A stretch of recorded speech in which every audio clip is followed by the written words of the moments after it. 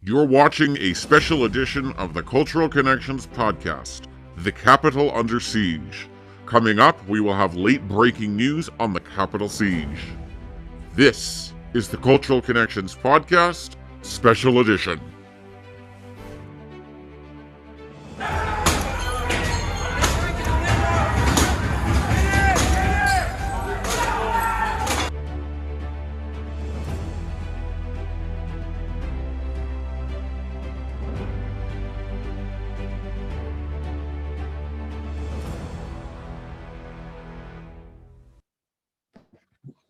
And good evening. My name is Brian Ives, and I am the producer and host of the Cultural Connections podcast. We apologize as if you joined us a few minutes ago. We had some technical glitches with our live feed, and we are now back here live on Facebook, Twitter, YouTube, and Instagram. We're coming on here live, as I mentioned in our last live video, with an update on everything that is going on in the Capitol right now, with the Capitol Hill siege, as we are calling this, our updates.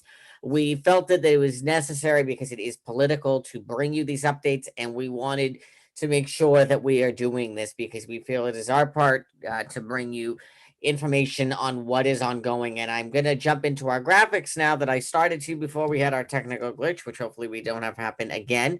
But before I do that, I want to just remind our viewers again that we are live on 4 different platforms. That's Facebook, Twitter, YouTube, and Instagram. And I want to remind our viewers that if you would like to participate in this discussion, please head on over to Instagram, our Cultural Connections 29 on Instagram, as you'll be able to interact with me live there. Due to the fact that we are live through Zoom, I am unable to see Facebook, Twitter, and YouTube as easily. So please, again, if you're watching on Facebook, Twitter, YouTube, and you'd like to interact with us during the live, please go over to Instagram at Cultural Connections 29 on Instagram. So without further ado, I'm going to jump into our graphics. So again, our headlines here, as it is known, 6 people dead. The graphic is actually a little inaccurate. 6 people are dead. I just need to reach for this. 6 people are dead. Capitol Hill, and some of this is information that's a little bit older, and some of it is a little bit more relevant. 6 people dead. Capitol Hill police officer Brian D. Sicknick is one of the 6 people dead. 82 people and counting have been arrested. We're also just learning this evening that the Homeland Security Department, along with the FBI, Department of Homeland Security and FBI, are warning of violent protests in all 50 states leading up to Joe Biden's inauguration. This is truly disheartening to hear this type of information, and this includes the Capitol. We are learned already, obviously, that they are preparing to really spruce up a security at the inauguration. Excuse me. Excuse me. In DC, we're learning they have already preparing to really spruce up the inauguration in DC, with the Department of Homeland Security asking for an FBI asking all 50 states to send their National Guard to DC to have them deployed in DC this week and on Inauguration Day next week. Also, as known from last week, President Trump's Twitter, Facebook, Instagram, and YouTube accounts have been suspended indefinitely. The House is expected to vote on a resolution of impeachment by Wednesday or Thursday at the latest. However, House Speaker Nancy Pelosi has given Vice President Pence until tomorrow to invoke the 25th Amendment. Now, we showed you this last week, and I think that these are just some of the images. This is one of those arrested, Richard Barnett, 60 years old, of Gravette, Arkansas. And you see here in this picture to the right on your screen is him sitting at Nancy Pelosi's desk with his foot up on her desk. Just really despicable. This is just one of many wanted posters that the FBI has come out with. If you know anyone seen in these pictures, and I think actually some of them may have actually already been arrested, please contact your local authorities, because these people did some very heinous destruction that is just unacceptable behavior. As I mentioned at the top here, the House impeachment inquiry, this is what part of the House impeachment resolution states that Donald John Trump engaged in high crimes and misdemeanors by willfully inciting violence against the government of the United States. This is stuff you don't normally see. Now, what we also have just learned, and I'm going to switch the camera back to me for a minute here on Instagram. What we have learned here over the last few hours is this evening as well is that Vice President Pence, for the first time since last Wednesday, has talked to President Trump in the Oval Office tonight. We're not entirely sure how that discussion went. However, we still are aware of the fact that Vice President Pence has not made a decision yet on whether or not he will invoke the 25th Amendment.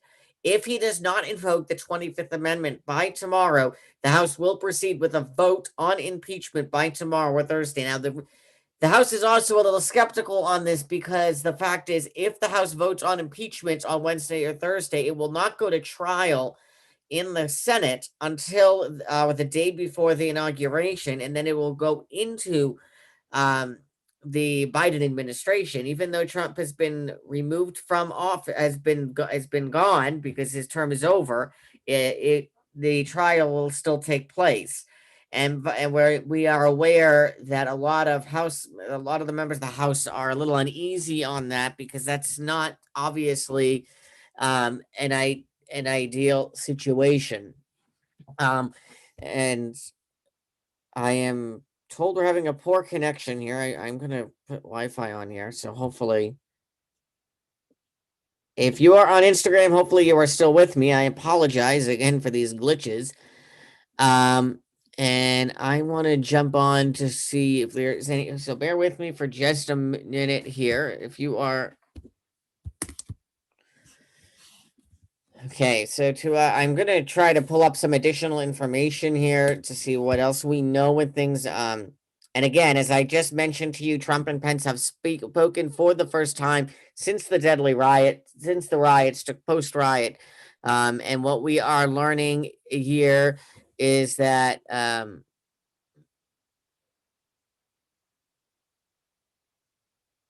and we're learning here from this that Vice President Pence received a memento from his aides the other day.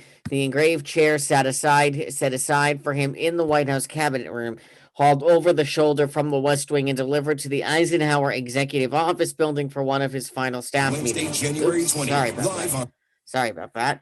The gift accompanies it was a standing ovation on Monday. After an extended period of silence, as I just mentioned, Trump and Pence spoke for the first time after a deadly riot. We're learning here from, according to CNN, that a senior administration official who told CNN that they met in the Oval Office had what was described as a good conversation and discussed the week ahead while reflecting on the last 4 years of the administration's work and accomplishments. We are obviously, it's a known fact here that Trump spent the weekend largely in isolation. He had canceled a planned trip to Camp David, where his closest aides were hoping he would get into a good mindset ahead of his final stretch in office. Instead, he spent the weekend stewing his deputy chief of staff, Dan Scavino, and entered the full week angrier than ever. So he's still quite mad about what transpired on Wednesday, and really, to our understanding, to every report that we have read, has not taken any full-on blame, has not condemned this himself, really yet. The White House press secretary herself, she has condemned it, but there has not really been any other condemned on this, and that's a huge fact to this here, obviously, and that plays a huge role. I want to talk about as well what the FBI is warning, and bear with me for a second because I don't want. Okay, what the FBI has received, as I said, information indicating armed protests being planned at all 50 state capitals in the U.S. Capitol in Washington D.C. in the days leading up to Joe Biden's inauguration on January 20th. Again, this is according to internal bulletins that have been received by many of the major news outlets. And I'm going to read the quote that what they have sent out. Armed protests are being planned at all 50 state capitals from the 16th of January through at least the 20th of January, and at the U.S. Capitol from January 17th through the 20th. The FBI bulletin states it also suggests there are threats of any uprising if Trump is removed via the 25th Amendment before Inauguration Day.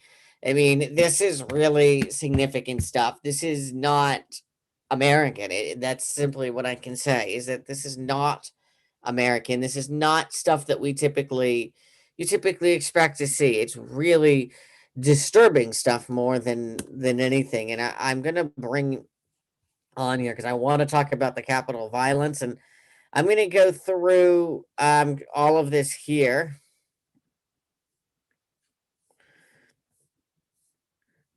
And I think it's important. I'm going to show this if I can pull this up. This is, and I'm going to share my screen here. These are just, again, some of the people that they are looking for. I'm going to go through this here with you on just for reasons of showing it to you because I think it's important. This is the FBI's direct site here of who they are seeking information. This is specifically seeking information on a suspected pipe bombs in Washington, D.C. The FBI is offering a reward of up to $50,000 for information leading up to the location, arrest, and conviction of the persons responsible for the placements of suspected pipe bombs in Washington, D.C. on January 6th, 2021. At approximately, and these are the details that were given to the FBI at approximately 1 p.m. Eastern on January 6, 2021. Multiple law enforcement agencies received reports of suspected pipe bombs with wires at the headquarters of the Republican National Committee (RNC), located at 310 First Street Southeast in Washington, D.C. At approximately 1:15 p.m. Eastern, a second suspected pipe bomb with a similar description was reported at the headquarters of the Democratic National Committee (DNC) at 430 South Capitol Street, Southeast number 3 in Washington, D.C. If you have information concerning these incidents, please contact the FBI's toll-free tip line at 1-800 call FBI 1-800-225-5324 or submit tips online at fbi.gov/US Capitol. You may also contact your local FBI office or the nearest American embassy or consulate. And I just want to go through some of these. I'm going to keep my screen sharing. This is the same information here, but there's so many. I mean, this is what's despicable to look at. That there's so many people out there. This is another one I'm going to show you. This is for again seeking violence. I mean, these are details of the same thing. These are people that they are still looking for. If you know any of the people you're seeing in these pictures, please reach out to the FBI again at 1-800-225-5324 or going to fbi.gov/US Capitol. I mean, everything you're seeing here, it is just, there's no words to describe it. It's really despicable that we even have to talk about this. I'm going to show you, and these are the pictures of the people that we're talking about right now that they're looking for. So if you're seeing them up on screen, if you know these people, reach out to the FBI or your local FBI offices. It's really despicable that we have to even discuss this. I mean, and these are all people that the FBI is looking for, as seen in these pictures. And I'm just going through this to show so you can see. I'm going to go back here and I'm going to show you. I mean, this continues on and on. These pictures. I'm going to show you this guy here, violence at the state capitol. These are more. And again, oops, and I just want to bring this up here too. To show you here that again, same type of thing is this guy here seen with he was seen in many pictures that we saw walking through the Capitol with the Confederate flag.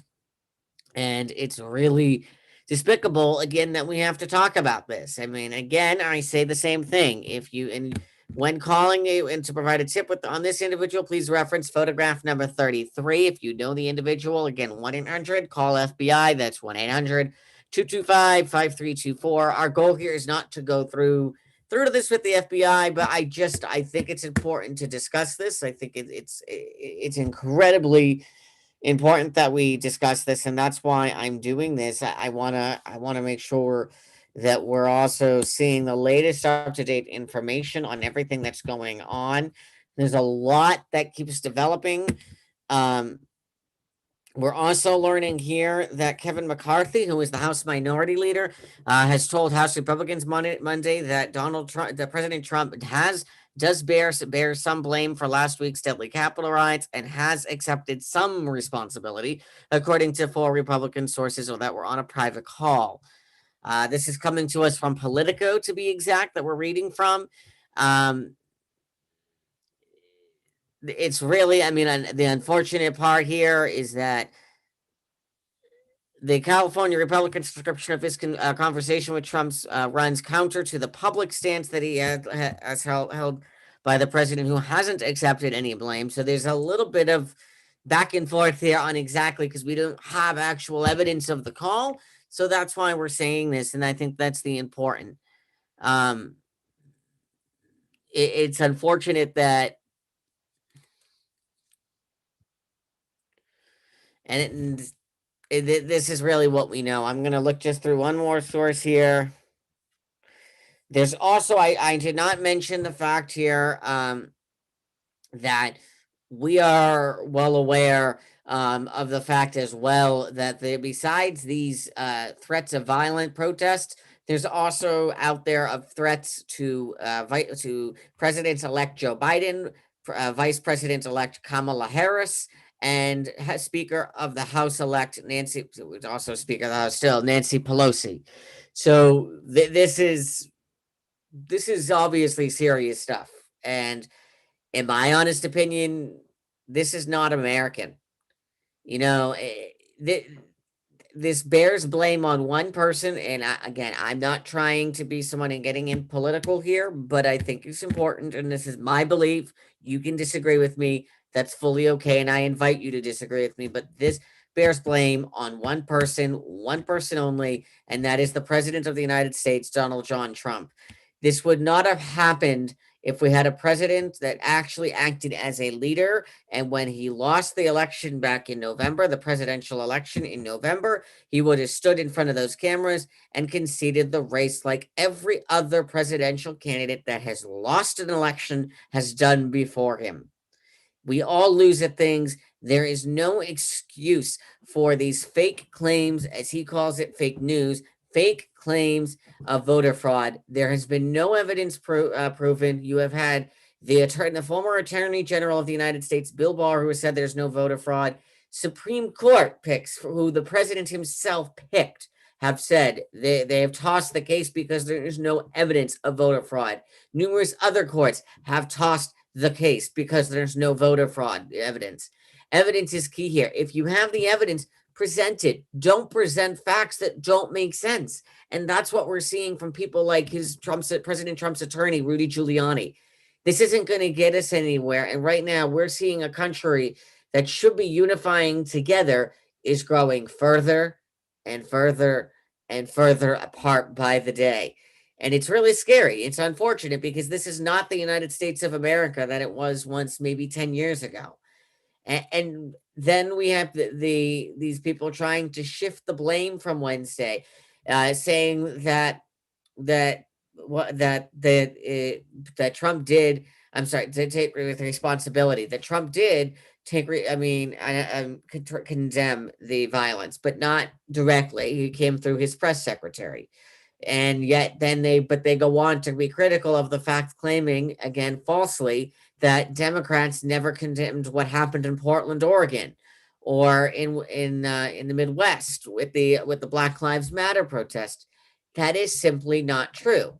Democrats have condemned this information. It's evident that Democrats have condemned this. So don't say to me that Democrats haven't, because if you can find and prove to me that Democrats haven't condemned this, but by all means, I would like to see it, because I am to my understanding, to everything that I have seen, that the Democrats have condemned these Black Lives Matter riots, these Antifa protests that have gotten out of hand.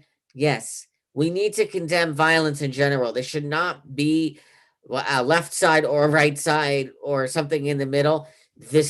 Condemning violence in general is not okay, and this is something that needs to be condemned as soon as possible. If we can't condemn the violence, if we can't on both sides, then our country is only going to get divided further and further. And while I respect Joe Biden as our next president-elect, our next president as of next week, it's going to be very difficult to bring this country together when there is such hatred and division. And what I fear is that once Joe Biden is effectively sworn into office by next week, we're going to see this violence continue and continue. And well, Joe Biden is I think, a great guy, and was duly elected president by you and I and the people in this country, that does not mean there are still people out there that obviously do not accept the results of this election. And what we need to do is come together. The election is over and we need to move past it now.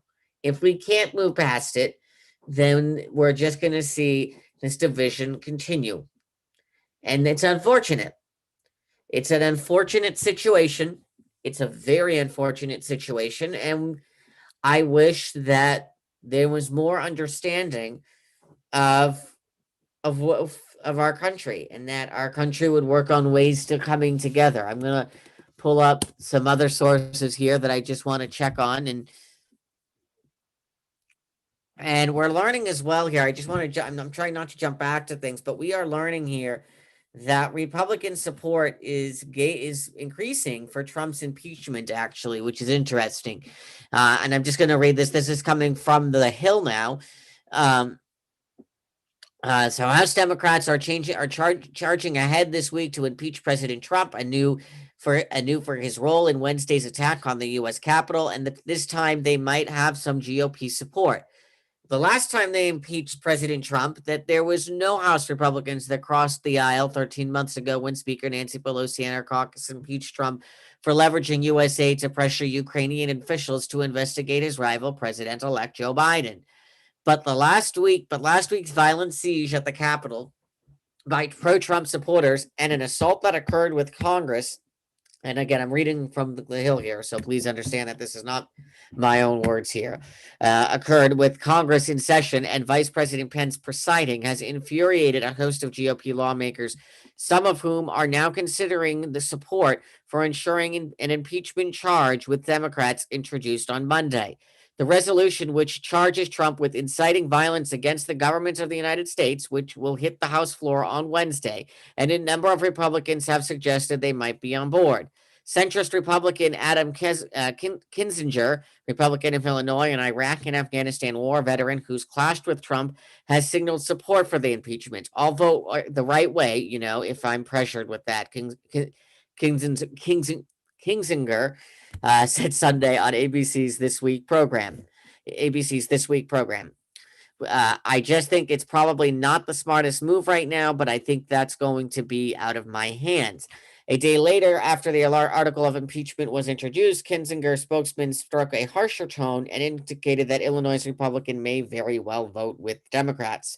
Congressman Kinzinger is committed to doing what is right, no matter what the political cost. What President Trump did last week was incite violence and encourage a mob to attack the United States Capitol. Clearly, the president violated his oath of office and is unfit to serve, the spokesman said in a statement. Republicans are closely watching the House GOP members facing tough re-elections in 2022, including Tuesday group co-chairs John Katko of New York and Fred Upton of Michigan, as well as Representatives Jamie Hera Butler of Washington and Brian Fitzpatrick of Pennsylvania. GOP, and I'll stop reading after this paragraph. GOP conference chair Liz Cheney of Wyoming, a Trump critic who opposed Republicans' effort to overturn the certification of Biden's election victory, has not said yet how she will vote. But on a conference call Monday, Minority Leader Kevin McCarthy, Republican of California, told fellow House Republicans he opposed impeachment. So we know the House Minority Leader has opposed impeachment. Again, it's uncertainty as to why, but we are learning that a growing number of Republicans are seeming to be on the side of impeachment. We are still awaiting, obviously, there's a lot more details that continue to come in on this, and I just am checking here to see if there is any additional information. And we have learned here, interestingly, I just want to get into this, that Trump has approved the DC emergency declaration ahead of the Biden inauguration. And I just will read this here quickly, these first two paragraphs. President Trump on Monday declared an emergency in Washington, D.C., and ordered federal assistance to supplement efforts to prepare for President-elect Joe Biden's inauguration later this month, which is next week. I don't know why they're going with next month. Later this month. The move came after D.C. Mayor Mario Bowser, over the Democrat over the weekend, asked Trump to issue an emergency declaration amid concerns about potential threats to the inauguration on January 20th, after a mob of Trump supporters stormed the U.S. Capitol in a deadly and violent attack last week. And again, we're getting back into the same information. Trump's action authorizes the Department of Homeland Security, Federal Emergency Management Agency, also known as FEMA, to provide assistance for the emergency actions under the Stafford Act.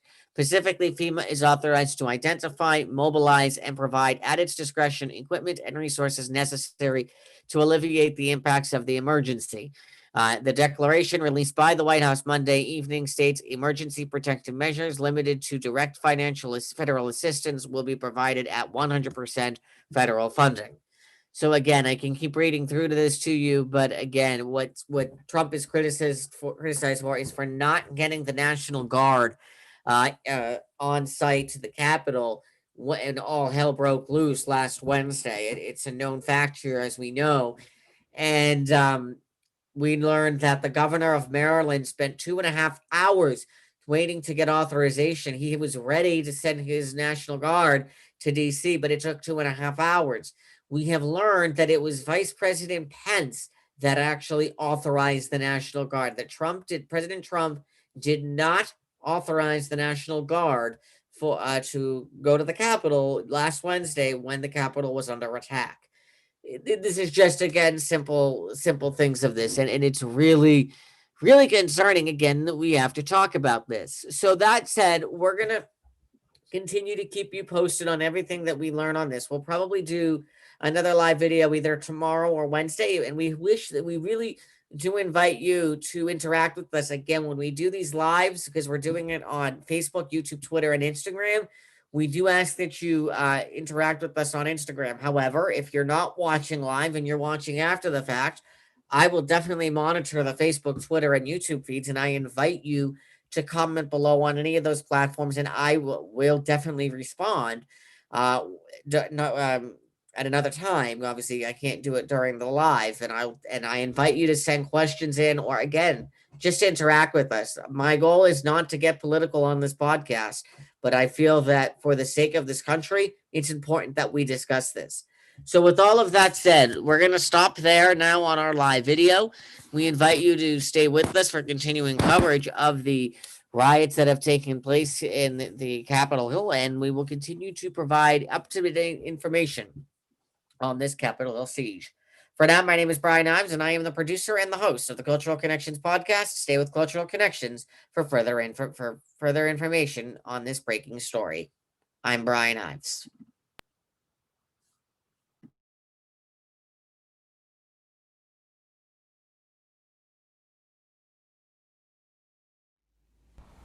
You've been watching a special edition of the Cultural Connections podcast, The Capitol Under Siege. Stay with Cultural Connections for the latest information on this breaking story. This is the Cultural Connections podcast.